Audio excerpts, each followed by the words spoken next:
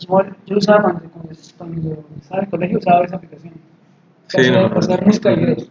bueno, Ay, esta es buena, ¿para qué? Bueno, en relación con lo que ya he hablado con algunos el miércoles, yo les hice llegar por correo electrónico el primer proyecto, ¿cierto? Recuerden, el primer proyecto es eso que les acabo de mandar, el segundo proyecto es ya escogiendo un tema específico de algún algoritmo y de algún problema, hacer una implementación. Yo les voy a mandar, no lo he hecho todavía y voy a esperar otro ratico, eh, para mandarles una lista con los papers de algoritmos que no se van a ver en clase y que pues son bien, o sea, son estado del arte, son buenos, con problemas interesantes. Entonces, de ahí ustedes ya escogerán. Igual la idea es que el trabajo lo hagan en pareja, ¿no? Y hay unas fechas para informarme quiénes son las parejas. Y si alguno quedó solo, lo sentimos, quedó solo, parejas de 3 no se valen, ¿sí? Porque es que eso siempre va... en 3 siempre hay un polizón, ¿sí? O sea, eso sí. Igual recuerden, ¿no? La evaluación siempre va a ser es al que le vea la cara de susto, ese le toca sustentar, ¿sí? Entonces... Que poner cara de poco. Sí, la super cara de póker. Sí. En esos días ponen de moda otra vez el disco de Poker Face de Lady Gaga, porque a ver si se los pillo. Bueno, en ese tema, allí hay dos cosas, o en el tema del proyecto 1 hay dos cosas que no hemos tratado hasta ahorita. Una de ellas es el problema del TSP y otra cosa de ellas es el problema de la comparación de los resultados, porque hay una parte allá en donde se habla de los test de Friedman y de Wilkinson. Entonces voy a arrancar con esas dos cosas y después terminamos el tema de la búsqueda armónica que lo introduje la vez pasada, pero pues no lo terminamos. Entonces, lo primero que vamos a hacer es el tema de los test de Friedman. Hagamos una cosa primero. Normalmente este sería el reporte que yo genero con los códigos que yo les envié. Bueno, está simplificado porque fila por fila, este era el nombre del problema. Y allá salía file, 2 puntos F1, el número de dimensiones, el size 10 y no sé qué. Eso es lo que genera cuando yo corro el de la mochila binaria ya en el programa que les he compartido. Entonces, pues, para no tener el nombre tan largo, simplemente le recorté lo que no me interesaba y dejé el nombre del problema, que es F1, dejé las dimensiones del problema, en este caso son 10 elementos para meter en la mochila, y finalmente que el óptimo es 295 para ese problema. Y después vienen los reportes que me generan cada uno de los algoritmos. Entonces, por ejemplo, el hill climbing me da 294, el hill climbing with random restars me da 294 y el recocido simulado también me da los 294. Y así lo corrí con todos los datasets. ¿De acuerdo? Entonces, por ejemplo, el último que tengo aquí es el NatSat 5, tiene 1000 dimensiones.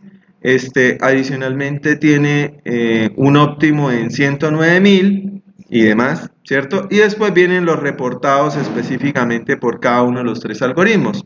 El primero por el hill climbing, el segundo por el hill climbing with random restars y el tercero con el recocido simulado, ¿de acuerdo?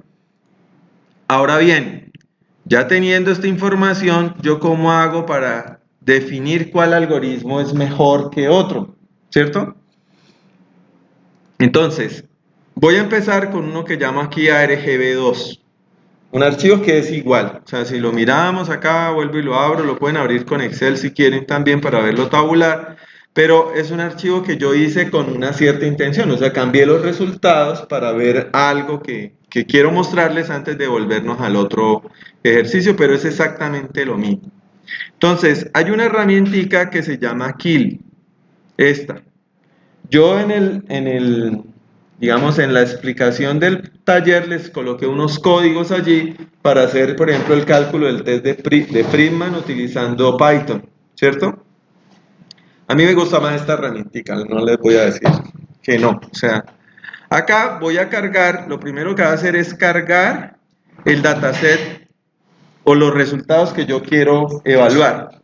En este caso, en esos datasets, ya vimos cómo es la estructura del dataset o del archivito. Lo que yo estoy representando ahí es el promedio, el valor promedio de fitness reportado por las 31 ejecuciones, ¿cierto? De cada algoritmo, ¿cierto? Entonces, yo cargo listo, ya lo cargué, aquí están los datos. No se ven más grandes y no, la verdad aquí en Java no sé cómo hacerlos más grandes porque parece que tiene una restricción acá inclusive para ampliar las columnas, entonces no me ayuda mucho, pero pues ahí veo los datos como los vería en Excel. El problema es un problema de maximización porque la mochila lo que buscamos es que lleve más valor, ¿cierto? Y estamos maximizando. Entonces yo aquí digo maximizar o digo minimizar dependiendo del problema. En el problema, por ejemplo, el TSP es minimizar distancia, entonces será minimizar, ¿cierto? Entonces aquí ya tengo maximizar y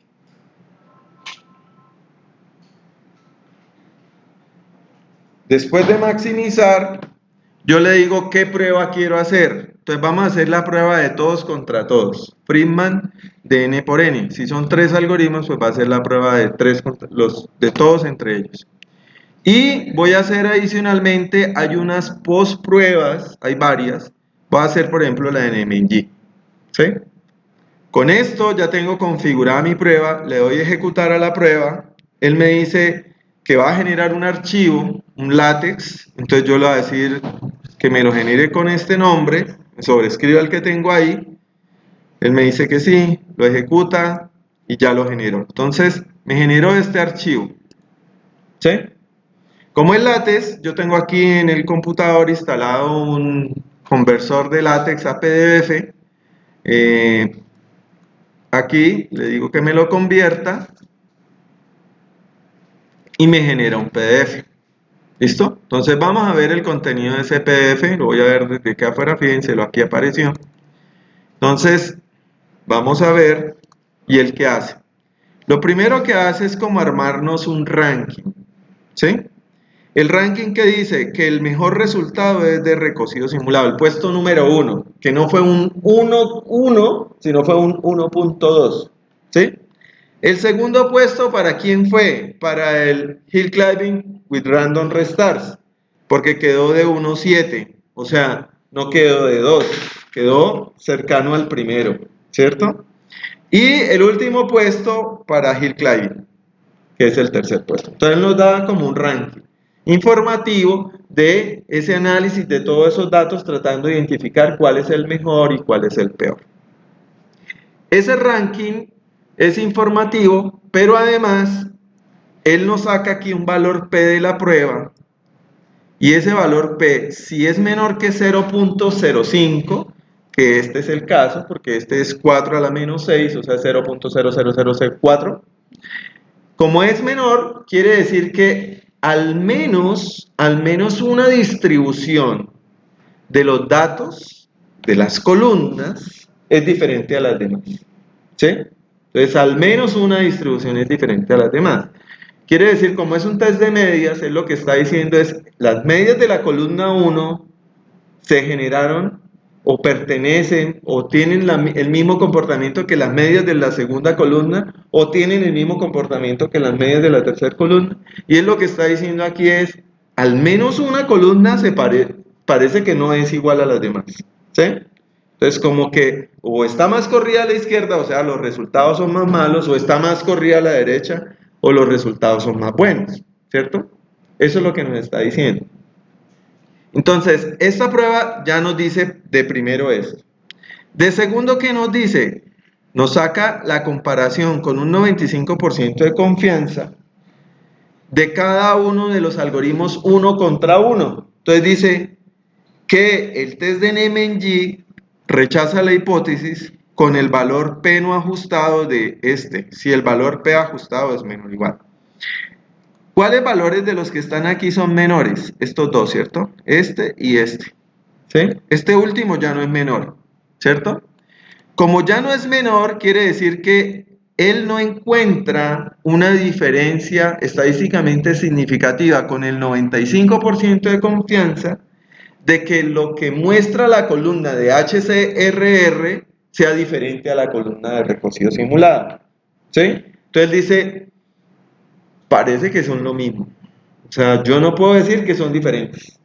Entonces, en el ranking nos decía que de primero estaba recocido simulado y de segundo está el otro, pero fíjese que eran 1, 2, 1, 7, no era 1 y 2. No eran ahí, entonces este dice, no, o sea, sí hay una diferencia, pero estadísticamente significativa, yo no puedo asegurarle que son diferentes. O sea que recocido simulado sí le gana a los resultados que se obtienen con HCRR, ¿de acuerdo? Pero los dos de arriba sí, porque aquí tienen valores menores iguales a esto. Entonces, ¿qué sucede? Que Hill-Climbing sí pierde con recocido simulado. Ahora, ¿cómo yo sé que pierde? Pues porque el ranking estaba de tercero, ¿cierto? Entonces yo sé que perdió. Y lo mismo que Hill-Climbing pierde con Hill-Climbing with Random Stars. Pierde. O sea, eso es claro. Esos dos que están allá sí le ganan en sus resultados al Hill-Climbing. ¿De acuerdo? Ahora, esto se puede hacer no solamente con el 95% de confianza, sino se puede hacer también con el 90% de confianza, ¿cierto? Entonces, al hacerlo con el 90% de confianza, cambia el valor P ajustado y pues lo podemos comparar acá. Los resultados son los mismos que con 95, no encontramos una diferencia. Podría suceder que este valor aquí hubiera sido 0.15, el valor. Entonces, esta última regla también aplicaría, o sea, con un poquito menos exigentes, yo ya puedo decir que este le gana, recocido simulado le gana a Hill-Climbing. Pero en este caso ni con el 90% puedo decirlo, ¿de acuerdo? ¿Sí? ¿Es claro o no es claro? Ahora, yo normalmente no pruebo diferentes post-tests porque varios me dicen cosas diferentes. O sea, cada quien ha hecho el post-test de cierta forma y pues uno lo corre y aquí le dice que sí, que todos son diferentes y el otro le dice que no y el otro le... Entonces, no, pues crea uno y ya, ¿sí? Porque pues es muy complicado hacer más, bueno, a menos que usted quiera hacerlo.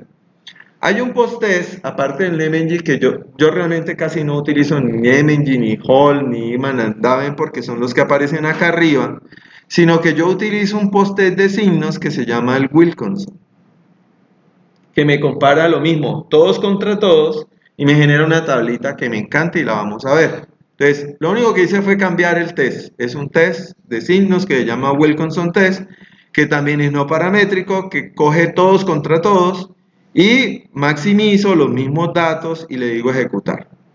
Este señor, yo le digo que me genere un archivo AB promedios 2 de Wilkinson, le digo que sí, él lo hace, pero él me genera realmente dos archivos, ¿sí?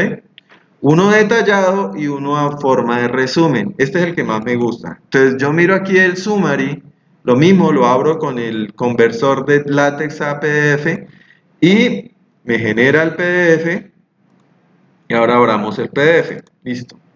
Ay, abrí el que no era, perdón. Abro el PDF. Listo. Abierto el PDF, que puedo observar. Observo esta tabla, chévere, no me gusta esta tabla, la que me gusta. ¿Por qué me gusta? Porque gráficamente me muestra lo que me mostraba la tabla anterior en 95 y en 90 y yo con este y yo con el otro en una sola tablita. ¿Cómo se lee la tabla? Los punticos negros significan que el señor que está en la fila le gana al señor que está en la columna. En este caso, el puntico negro me dice que el HCRR le gana al HC. Este puntico negro me dice lo mismo, que recocido simulado le gana a HC. ¿Sí? Entonces es fácil de leer. Punticos negros es el de la fila le gana al de la columna. Punticos blancos o sin relleno es lo contrario.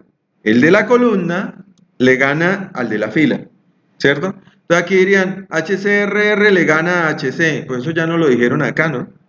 ¿Cierto? Es lo mismo, ¿para qué nos dice lo mismo? Ah, porque lo que está por encima de la diagonal es con el 90% de confianza. Y lo que está por debajo de la diagonal es con el 95% de confianza.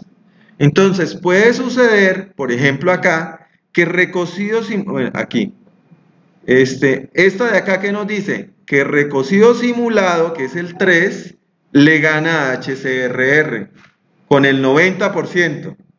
Pero podría que aquí no hubiera nada, esto estuviera vacío.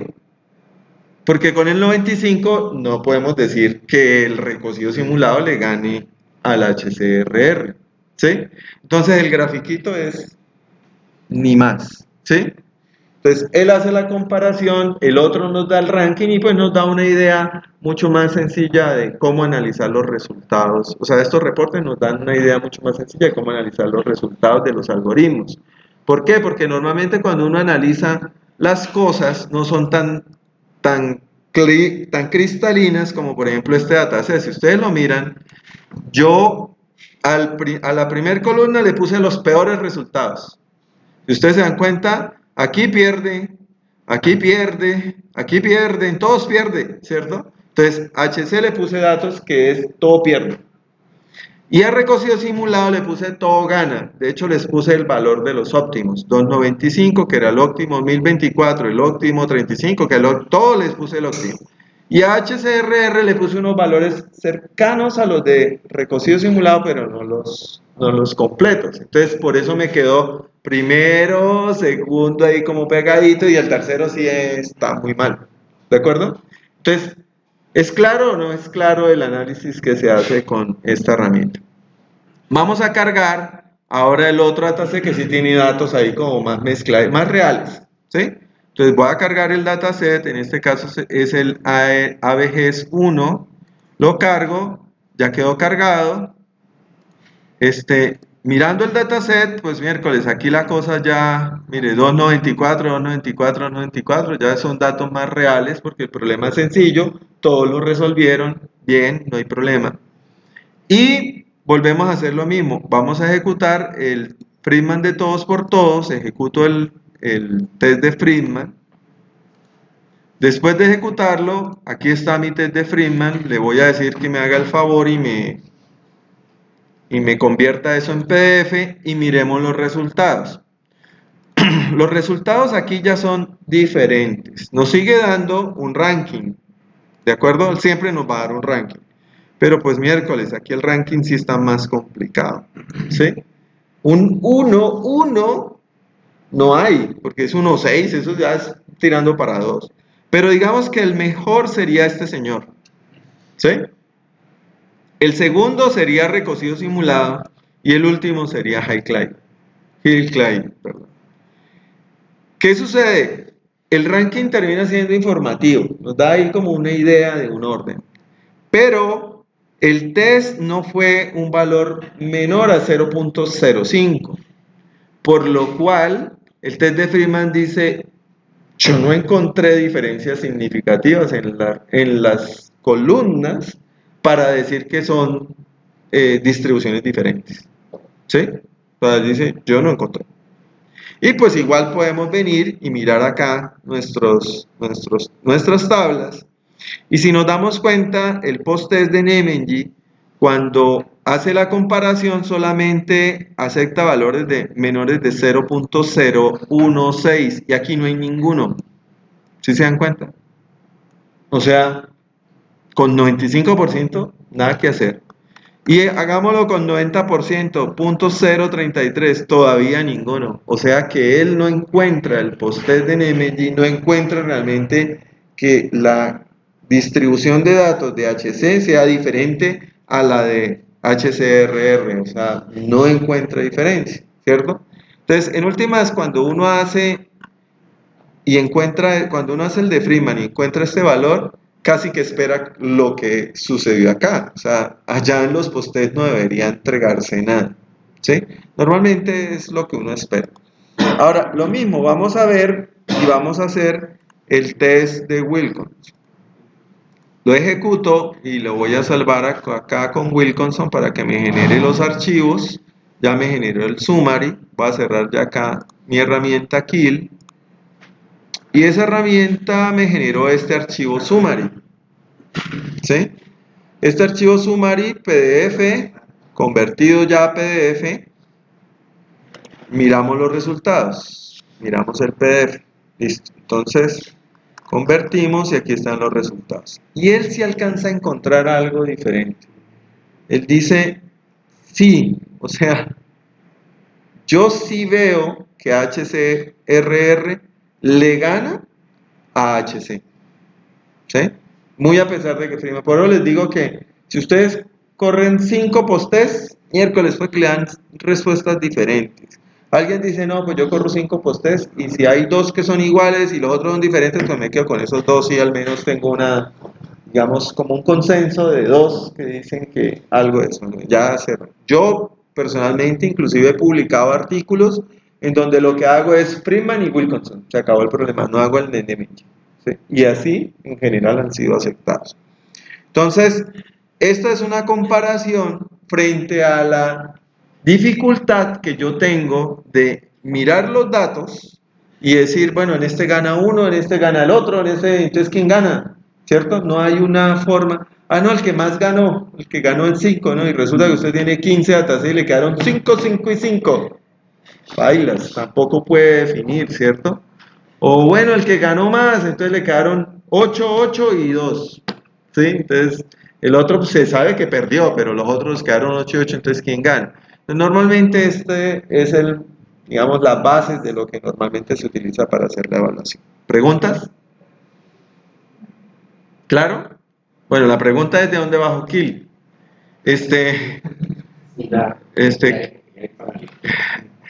Ya, sí, eso ahí, Kill, de Kill.es era el sitio, Kill.es era el sitio oficial, pero ahora lo tiene propiamente la Universidad de Granada, lo han cerrado. Entonces ustedes buscan Kill, se me fue una L, Kill.es, a ver si lo volvieron a subir, no lo volvieron a subir. Entonces, Kill UGR, ay, sí, volvió, Kill.es, es este sitio, y ahí lo descargan. Lo volvieron a subir, que estaban fuera.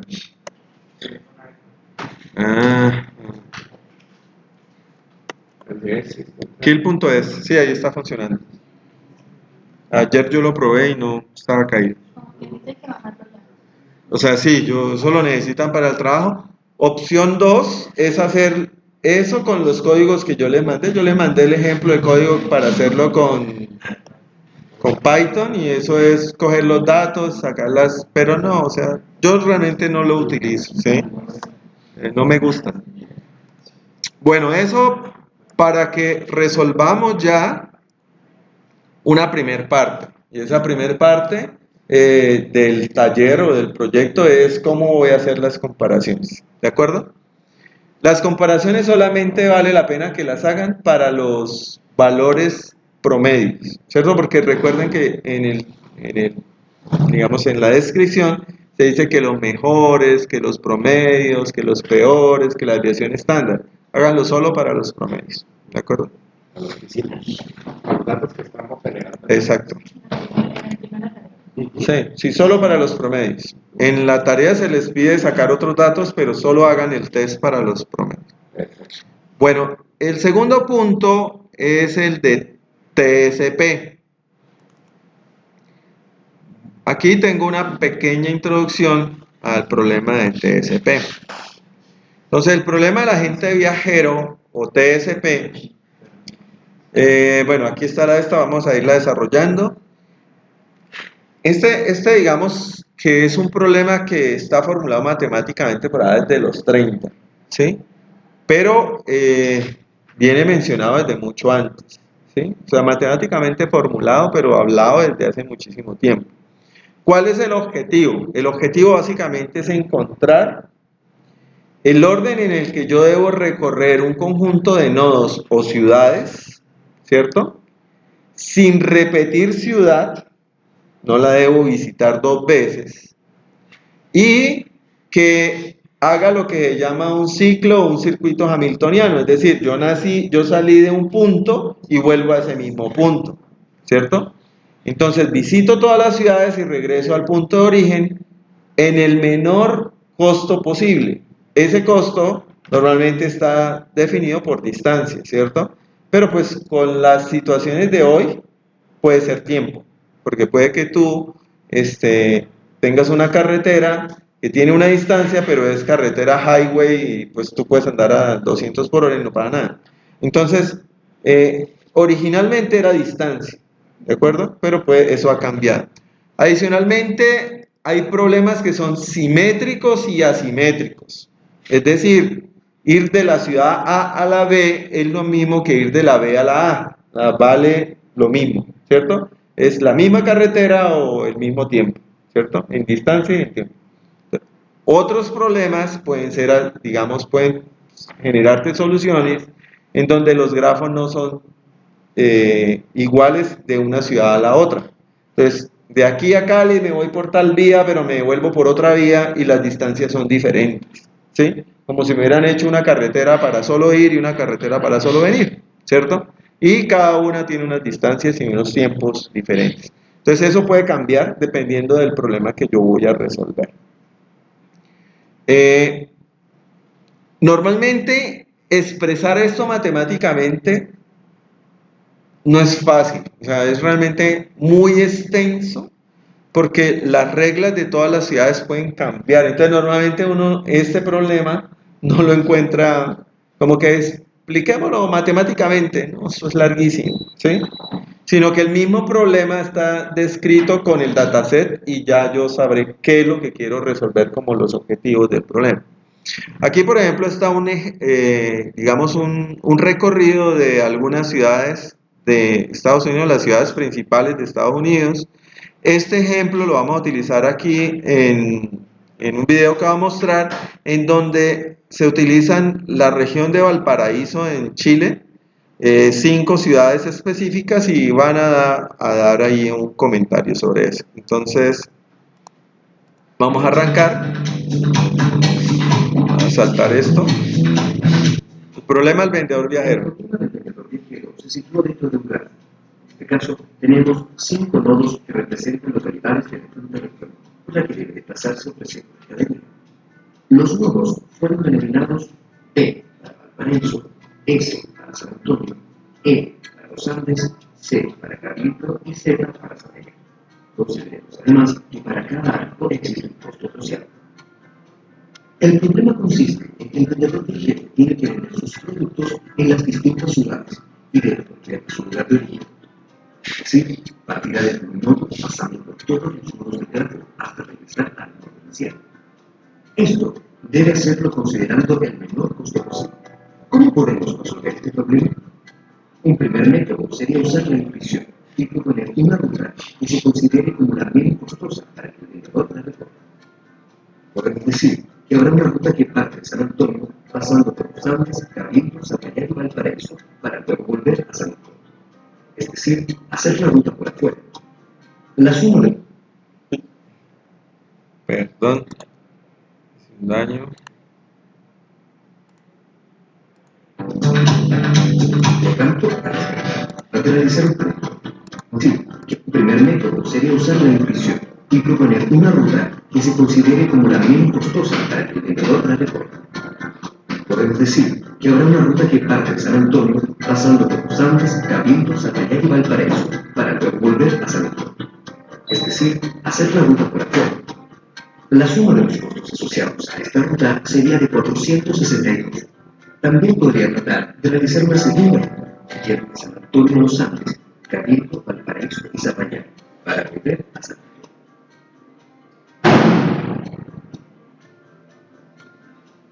Esta ruta es mayor que la primera, por lo tanto, la descartamos. Así, podemos probar una tercera ruta.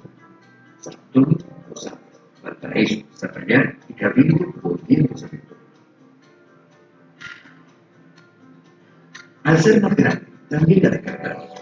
Y así podríamos seguir por mucho rato probando distintas rutas. Pero, ¿cuáles son las rutas posibles que podría considerar el vendedor viajero? Si pensamos un poco, podemos concluir que si se tiene un conjunto finito de nodos, es decir, n nodos, tenemos una cantidad finita de rutas posibles. Al parecer, esta conclusión no dice mucho. Pero veamos qué se puede ir construyendo si se analiza un poco más el problema. En este caso, con 5 nodos y haciendo todas las combinaciones de rutas posibles, podemos identificar que tenemos 24 rutas distintas. En términos matemáticos y pensando en alguna herramienta que permita agrupar de forma distinta una colección de elementos, es posible concluir que cuando se tengan n nodos, la cantidad de rutas posibles será de n menos 1 factorial. En este caso, como n vale 5, es posible determinar el número de rutas calculando el factorial de 4. El factorial es una herramienta matemática que permite realizar permutaciones, es decir, resolver el problema de cómo se agrupan una cantidad finita de elementos de forma distinta. Por ejemplo, si se tienen 3 personas en una banca y nos preguntamos cómo se podrían ordenar de forma distinta, podemos saber cuántas combinaciones hay de factorial. Si observamos detenidamente cuando se calculan todas las rutas posibles, podemos ver que cada una de ellas está duplicada. Es decir, el valor de la ruta S, L, B, Z, C, S es el mismo que el de la ruta S, C, Z, B, L, S. ¿Eso es claro? O sea, si yo la hago yendo, pues es lo mismo que hacerla viniendo. Entonces, por eso el costo de la ruta es la misma. ¿Sí? Entonces, ahí hay que hacerle una modificación. O sea, si uno hace todas las pruebas, salen 24, pero realmente cuentan en 12, porque yendo y viniendo da lo mismo. ¿De acuerdo? En términos estrictamente matemáticos, podemos concluir que la fórmula de n menos 1 factorial es absolutamente correcta. Sin embargo, la cantidad de rutas reales que se van a considerar corresponde a n menos 1 factorial partido por 2, que en el ejemplo corresponde a 12 rutas posibles.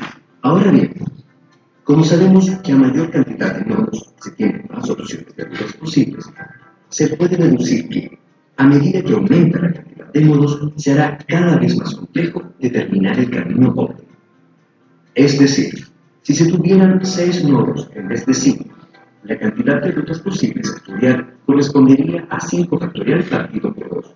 Este método que acabamos de utilizar y que considera todas las rutas posibles para luego ofrecer el menor costo es conocido como el método de la fuerza bruta. Este es el método más efectivo que podemos encontrar, ya que no da lugar a error. Sin embargo, este método se puede tornar muy engorroso para una cantidad considerable de nodos. A través del método de la fuerza bruta, podremos descubrir que la ruta más barata en este caso es S, Z, C, L, B, S.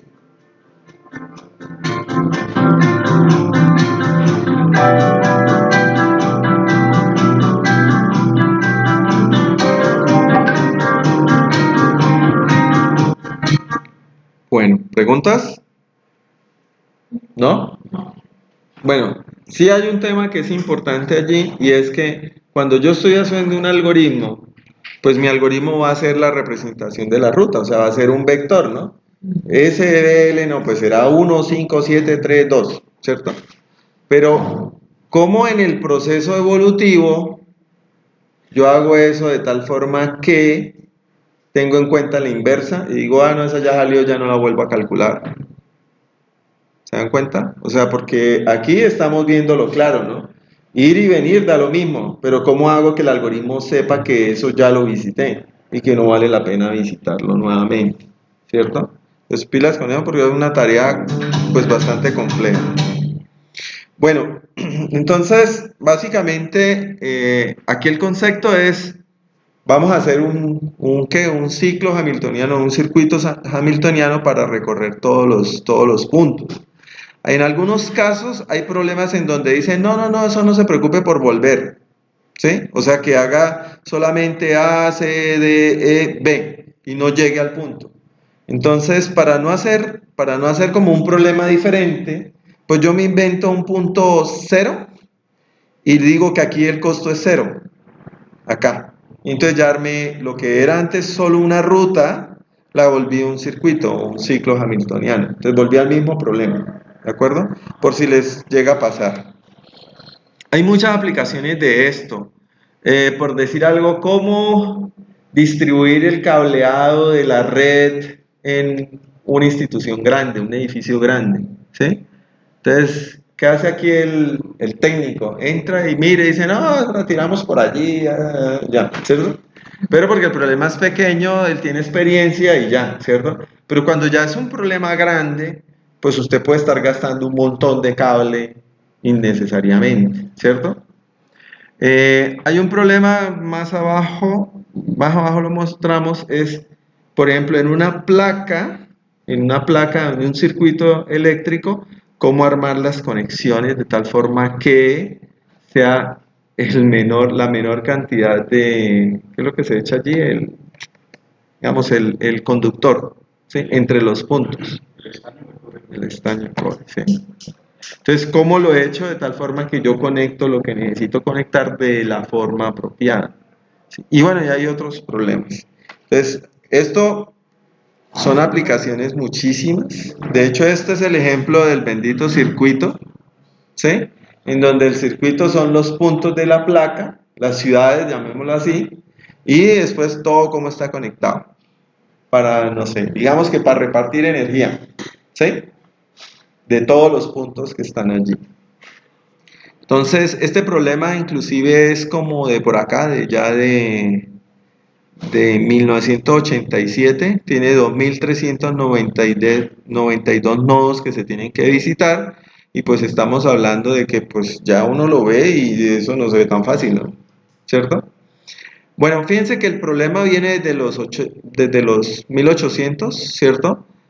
Por acá donde realmente los matemáticos hicieron su definición formal y esto ha ido evolucionando.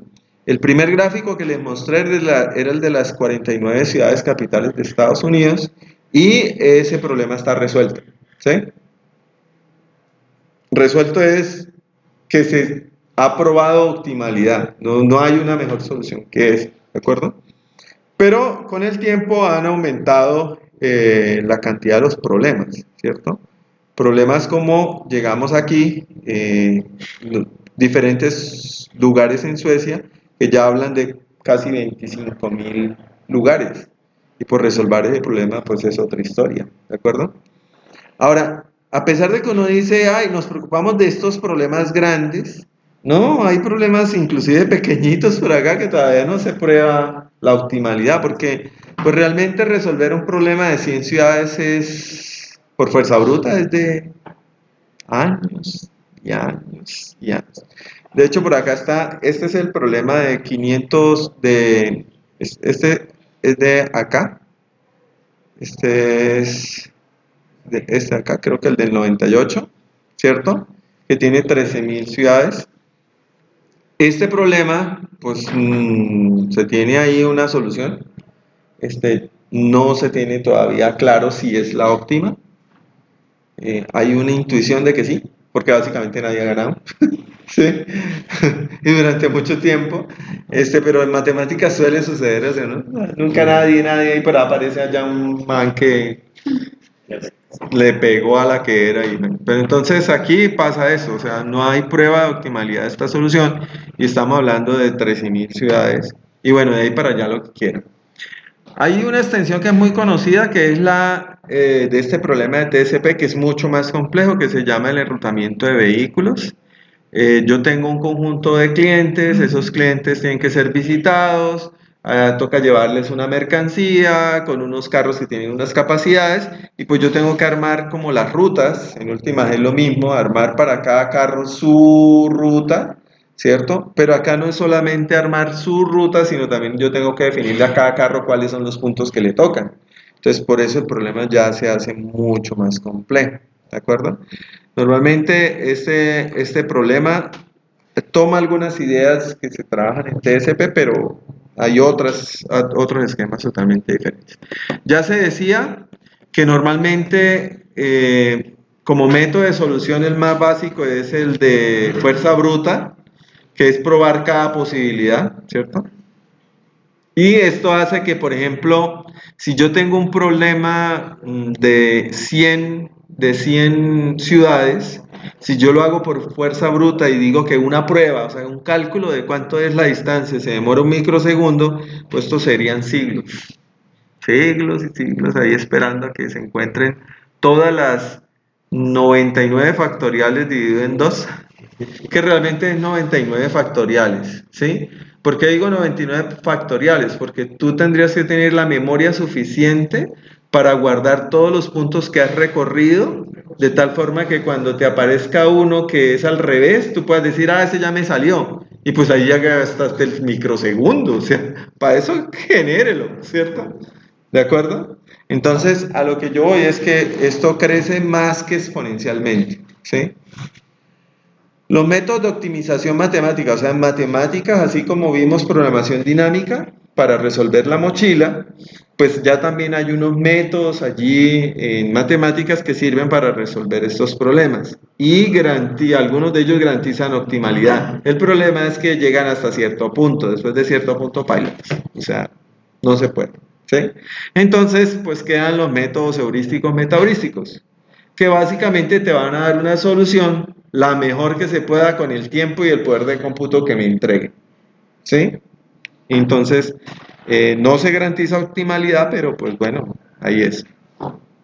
Hay un método que es muy sencillo y bastante natural, como fácil de entender, que se llama el método del vecino más cercano. Entonces tú arrancas una ciudad donde vas a empezar, ¿cierto? Empezar en cualquier ciudad o defines en cuál ciudad va a empezar y después de ahí busca la ciudad que está más cerca y se va para allá. Ese es el segundo paso. Y estando en esa ciudad más cerca, pues busca la ciudad más cerca, excepto las que ya ha visitado, ¿no? Si ya visitó, pues esa no. Y se va para allá, y se va para allá. O sea, es sencillo. Y al final conecta a la última, porque ya cuando llega a la última ya no hay ciudades visitadas. Entonces se va hacia la primera. ¿De acuerdo? Ese es el último paso. Entonces, aquí por ejemplo tenemos un problema de 42 ciudades. Entonces escogí la primera ciudad y busqué la más cercana y me fui para allá. Después de ahí escojo la más cercana y me voy para allá. Y de ahí para allá sigue y armo el ciclo. ¿De acuerdo? La última ciudad que visitó fue esta. Entonces pues la conecta con la primera ciudad. ¿De acuerdo? Es un proceso bastante, digamos, natural, ¿cierto? Pero que tiene problemas. Y uno de los problemas fundamentales son estos cruces. Porque normalmente esos cruces implica que estás haciendo algo que no debe y estás gastando más distancia o más tiempo. ¿Sí? Entonces, ¿cómo remuevo los cruces? Una forma de remover los cruces es, pues, detectar el cruce y buscar vecinos que pueda conectar de tal forma, bueno, aquí hay, no nos centremos en este otro cruce, centrémonos solamente en este. Encontrar una que esté más cerca y una que esté más cerca de tal forma que rompo este lazo que está acá y junto estos dos sublazos que se rompen. ¿Sí? Y entonces así tengo una solución que es mucho más económica. Aquí la anterior costaba 1.498. Al eliminar esos dos cruces, bueno, esos tres cruces que hay allí, esos tres cruces me da una solución con 1.453 que se ahorra 45. ¿Sí? Entonces el tema es, ¿y cómo encuentro los cruces? ¿Cierto? O sea, porque nosotros visualmente lo sabemos, pero el algoritmo, él por dentro, ¿cómo hace para encontrar los cruces? ¿Sí? Hay un operador, bueno, hay un operador que se llama el operador TOOP o 2OP, ¿sí? El operador TOOP lo que hace es coger dos noditos, ¿sí? Al azar y decir, bueno, si en vez de que estén estos conectados, los cruzo, este aquí y este aquí, pues eso va mejor o va peor. ¿Da mejor? Ah, bueno, hagámoslo. Listo. Entonces, ¿pero cómo escojo esos dos noditos? Al azar. ¿Sí? Buscar nodos, pedazos que estén y los voy probando. El tema es que allí no hay que recalcular todo. O sea, todo el viaje no hay que recalcularlo, porque como yo estoy moviendo dos elementos, entonces aquí había una conexión de estos dos y la voy a cambiar por una conexión cruzada, ¿cierto? Cruzada en nuestra lógica, ¿no? Allá puede ser descruzarlo. Entonces voy a hacer las conexiones del primero con el último del otro y el último con el primero del anterior. Entonces yo lo que hago es sumar esto más esto, si es menor que esto que estaba originalmente. Yo no tengo que recalcular todo. Entonces es como una operación muy local, ¿sí? Y pues lo que hago es hacerla varias veces, estarla haciendo varias veces, probando diferentes nodos y puntos y conexiones, y voy tratando de hacer optimizaciones locales. Hay otro que es el trio, que ese es mejor, ¿sí?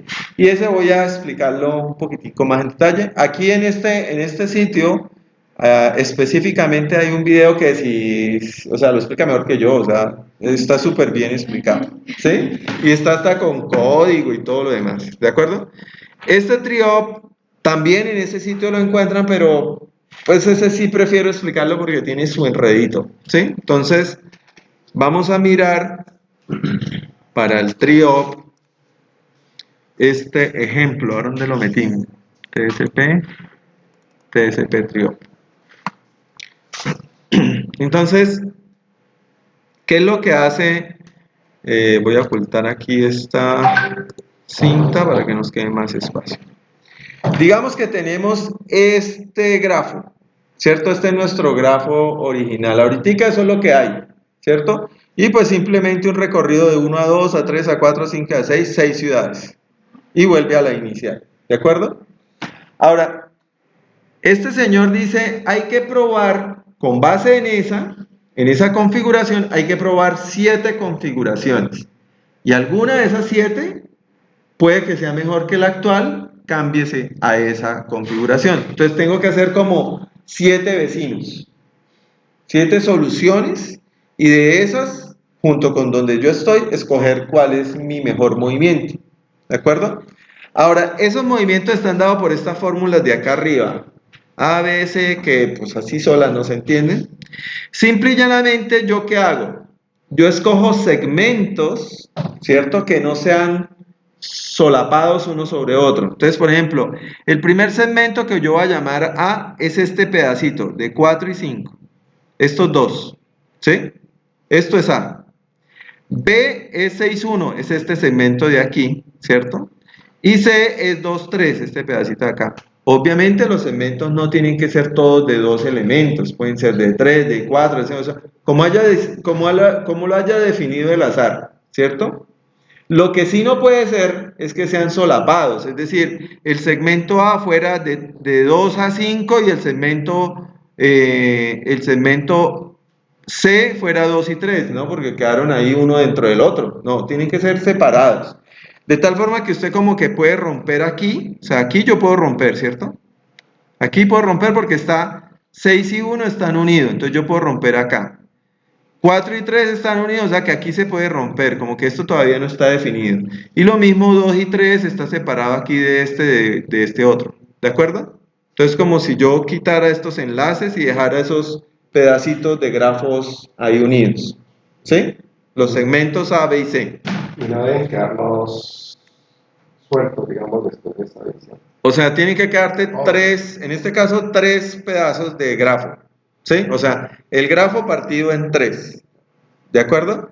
Y pues que no se conecten, que no queden solapados los pedazos de grafo. Son 3 pedazos de grafo totalmente aislados unos de otros. Ahora, teniendo en cuenta que esta es mi configuración, ¿cierto?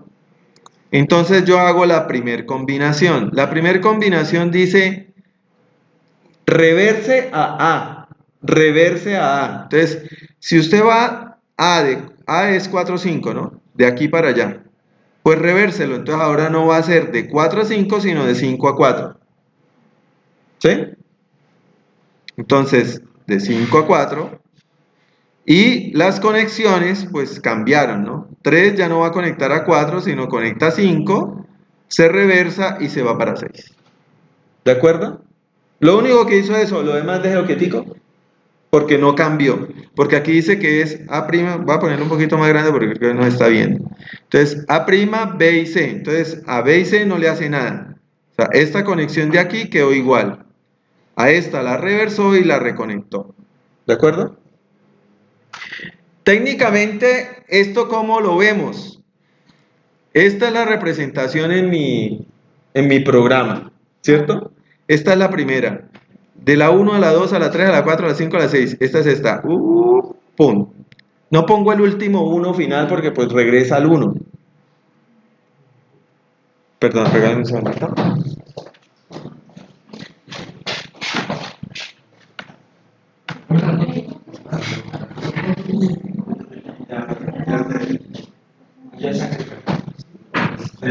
Terminemos esta idea y pasamos a la pausa activa. Entonces, miren qué es lo que sucede. Miren lo único que hay que hacer. Esto es mi solución A, que es esta, ¿cierto? ¿En qué se traduce? Todo lo demás quedó quieto y este 4, 5 lo reversé. Entonces ahora lo pongo 5, 4. Y si ustedes se dan cuenta, si yo dibujo esto, pues está aquí, mire, 1, 2, 3, ahora pasa a 5, pasa a 4, pasa a 6 y volvió a 1. ¿Sí? Esa es la operación. Siguiente operación. La segunda operación dice, A y B quedan quieticos y reverse C. Entonces, C para nosotros es las casillas 2 y 3, o las no 2 y 3. Entonces, los reverso. Solo reversé esto. Entonces me queda 1, 3, 2, y ustedes miren acá, 1, 3, 2, 4, 5, 6 y bueno. ¿De acuerdo? ¿Es claro o no es claro? ¿Sí? ¿Listo? Aplique eso con todas las otras. ¿Sí? Ahora, ¿qué sucede? Miremos el caso de la E. La E dice... Una pregunta, pero Yes. esa segunda se hizo sobre el primero. Siempre se hace sobre la primera. Ah, ya, o sea, el otro se borró. Sí, no. O sea, tú tienes la primera, tú haces la segunda. Al hacer la segunda, tú le calculas cuál es la calidad de esa solución. Si es mejor que esa, pues la podrías reemplazar, pero el problema es que necesitas mantener esa para saber que puedes generar las otras, ¿cierto? Entonces, opción 1, las generas todas con base en la primera y después de todas escoges la mejor, ¿sí? Que creo que es la mejor opción, ¿cierto? O si no, lo que haces es dejar la primera, pues si quieres tener ahorro de espacio, la primera no la tocas, ¿cierto? Y vas haciendo una lista de esta la generas, da mejor, ¿cuál es el resultado? Esta la genera, le gana a esta, pues reemplaza a esta y entonces apenas tienes dos soluciones, la primera y la que va quedando como mejor solución de todas las que estás generando, ¿de acuerdo? Bueno, ¿qué sucede? Por ejemplo, vamos a coger la más sencilla, la F, pero pues la idea es la misma. Cojamos la F que dice complemente B, ¿cierto? Entonces, partiendo de esta, B es 6, 1, el pedacito de acá, este pedacito. Si lo reverso, pues me quedaría aquí 1 y aquí 6, ¿cierto? Entonces, al reversarlo, fíjense que nos sucede esto. Nos cambió 1 y 6, ¿cierto? Porque es como una esta circular. Entonces, al quedarnos así, problema, porque estas soluciones arrancan en la ciudad 1 y estas soluciones arrancan en la ciudad 6. Y no nos sirve. ¿Por qué no nos sirve? Porque tras de que ya es problema saber cuándo una ruta de para allá es la misma ruta de para acá, pues peor hacer un algoritmo que evolucione rutas que parten en diferentes lugares, porque vamos a tener mucha más probabilidad de que tengamos rutas iguales, ¿sí? Entonces, yo la ajusto. Ajustarla que es a esta ruta, bueno, en este caso la F que es esta, la corro. Entonces, le hago un corrimiento, ¿cierto? Paso el 1 para atrás, la dejo de primera y ya quedó, copio todo lo demás igual. Entonces, realmente no me quedo con esta solución, sino me quedo con estas soluciones que son la misma solución, simple y llanamente arrancando en la ciudad 1, para que toda la población arranque en la misma ciudad, ¿cierto? Y eso es fundamental, o sea, uno normalmente dice, ¿cuál ciudad arranque? La que sea, pero siempre todas las soluciones deben arrancar allí, pues para poderlas asegurar de que al menos las que estás evolucionando y tienes ahorita son diferentes entre sí, ¿de acuerdo? ¿Preguntas de eso? ¿Listo? Entonces, pruebas todas las combinaciones y de todas se queda con la mejor. ¿Sí? ¿Señor? ¿El orden de complejidad? No recuerdo, toca revisar. Sí, pero el orden de complejidad. Exacto. Pues realmente tú tienes que hacer 7 modificaciones de grafos, ¿cierto? La selección original de los subnodos sería 3 por n. Tendrías que hacer los cálculos. Estos cálculos, vuelve y juega, son cálculos locales. Cada vez que hay un cambio tienes que calcular solamente las modificaciones, ¿sí? No tienes que calcular toda la distancia. Y ahí es donde viene un concepto que es el cálculo de la función de fitness en forma incremental, tratando básicamente de que cada cálculo no sea volver a calcular todo, ¿sí? Porque esa es la fácil, ¿no? Arranco desde 1 a 2, ¿cuánto me vale? De 2 a 3, ¿cuánto me vale? De 3. Pues sí, pero si modificas solo una parte, pues ¿cuánto vale el cambio en esa parte? Tú tenías el valor de lo que cuesta y ahora al moverlo, ¿cuánto cuesta ese movimiento? Y eso pues te va a cambiar el cálculo de tu fitness sin tener que calcularlo todo. Entonces es importante eso. Bueno, vamos a parar entonces un momentico que nos vamos a tener la pausa activa. Entonces por favor los compañeros, voy a detener aquí la grabación.